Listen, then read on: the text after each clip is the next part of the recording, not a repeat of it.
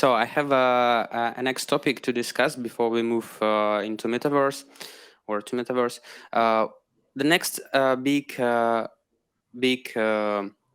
popular things into DeFi and blockchain is play-to-earn and play-to-earn games, and this enter of blockchain and crypto into the gaming market through the CryptoKitties, as for example, and the other one. So what do you think about that concept, play-to-earn, play-and-earn? And from my side, it's kind of cashback when you use card, but the cashback from the game companies that accumulate all that money from the game product.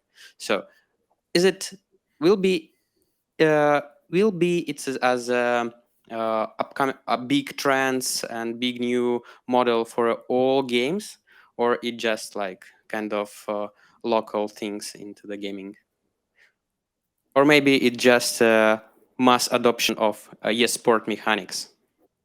I think for the existing or legacy game developers, it does not make that much sense because they will share part of the revenue with the users or part of the ownership with the users, but they will have to adapt to the competition because there is a rising problem, ethical problem with monetization of games.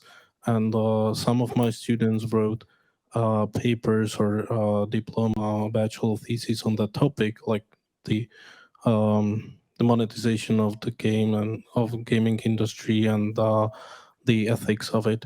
And the gaming industry is huge. It's the second biggest entertainment industry, and it will only get bigger probably.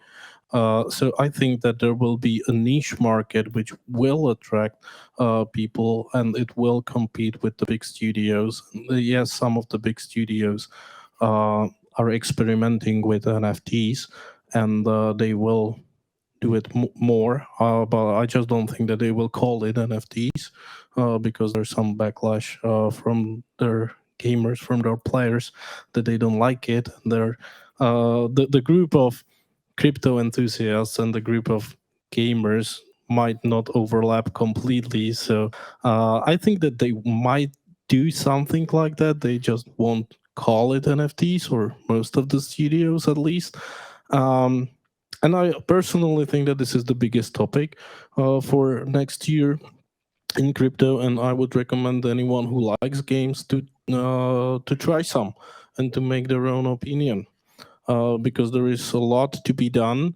2 years ago, 3 years ago, when I played Gods Unchained, it was like playing Counter-Strike with friends 20 years ago, when you spend the whole afternoon just trying to set up the LAN, the network, and then you prayed, and then maybe it worked. But now it's way better. The user experience is not great, but it's way better than 2 years ago. And I think that there is a lot of money, and it might be ethical if it is handled properly again. But I think that the argument that for the game developers it's not reasonable to do it is valid, but still there's competition, so you will find a niche in the market if you offer part of your revenues or ownership to the players. From my point of view, I'm not a gamer, so I can't really comment from the gaming side, which Jakub said I should probably try. My point of view is that I remember from high school or even earlier, my classmates were selling floppy disks with some stuff from Diablo, and they could sell 5 of those floppy disks. With NFTs, they could potentially sell it just once, which kind of makes it more rare, gives it more value, and makes more sense, because if it was just one thing that you just have once, but that also works just for the like multiplayer games, massive multiplayer games and stuff like that.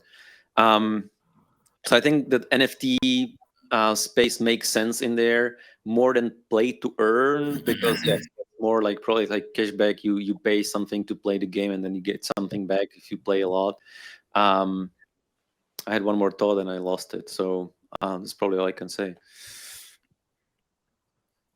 I'll probably just add to that I think play to earn is getting a lot of attention, and it's part of this move to what we call the economy of gaming. And I think the economy of gaming is more than play to earn. Play to earn is merely providing a network incentive for people to get deeper into the gaming world and stay longer in there, etc. But what is that for?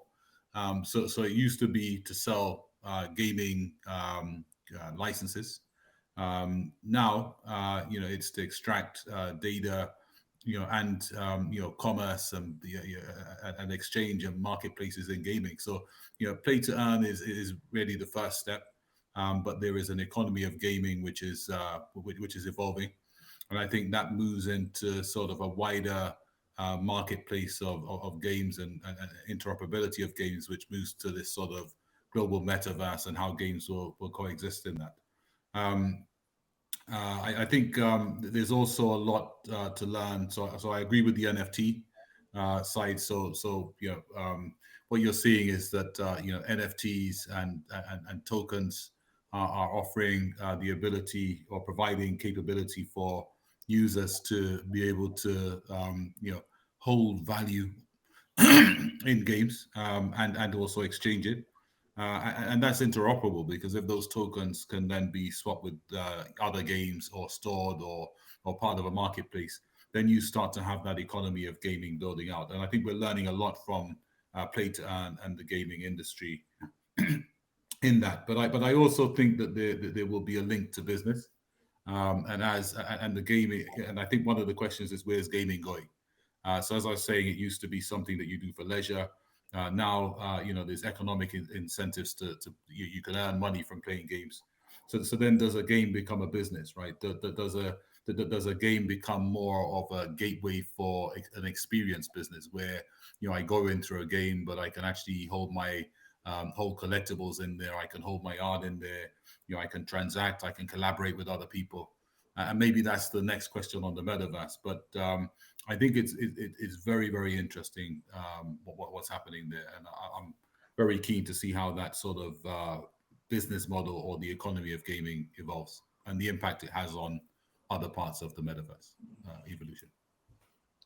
If I can take the word back, I remembered what I wanted to say, and I was kind of flip the question around. And I think that the whole approach of financing development with money collected through NFTs, collected through DAOs and things like that might help kind of break the monopoly of the big players in the gaming, where they have money to actually build big, complicated, really great looking games, and we may see some indie gaming studios to actually like collect money up front for the game and build something really, really cool, really, really interesting, something that may not have been here before, and then kind of compete with those big studios where Microsoft now owns 2 or 3 of them, right? So I think that might be like, it's not play to earn, but it's still connected to blockchain and getting money into the gaming and around the gaming. It's fascinating how complex the topic of DLT gaming is, and how many points of views there are. I don't really like the name play to earn. It feels like it takes away all the fun.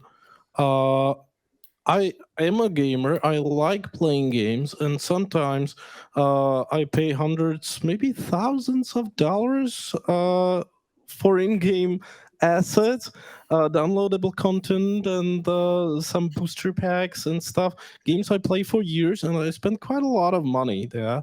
And then it's not even mine. That's the problem. I don't pay it to earn. I pay it because I have fun. But then when I decide that I no longer want to play this game, I want to withdraw the value that I allocated to the game and put it somewhere else. And that's how I see the play to earn. I'll rather call it NFT gaming or DLT gaming. That I think that if I can withdraw the money from the game, then I will be less reluctant to spend the money in the first place. Yeah, and that's I think the value that some of the studios will start offering to the players, because play to earn, it really sounds too much like grinding, and it takes away all the fun. I am also in the same idea. I am not a very well gamer, but I don't like also to pay and earn something from the games. And the biggest game companies in the world, they try to do it right now. For example, there's a Counter-Strike. This is the one of all these games. And in the new version, they will add NFT into the games. And with these NFTs, you can buy some weapons and also so on. And it will create some ecosystem there, and because they do some exclusive NFTs there, and it's creating some exclusive things.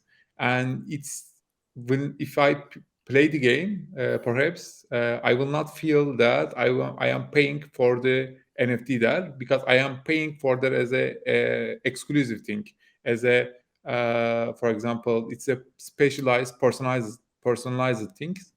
That's why if the NFT gaming sector focused doing some exclusive things, I think this income can be better, and the projects also can be better.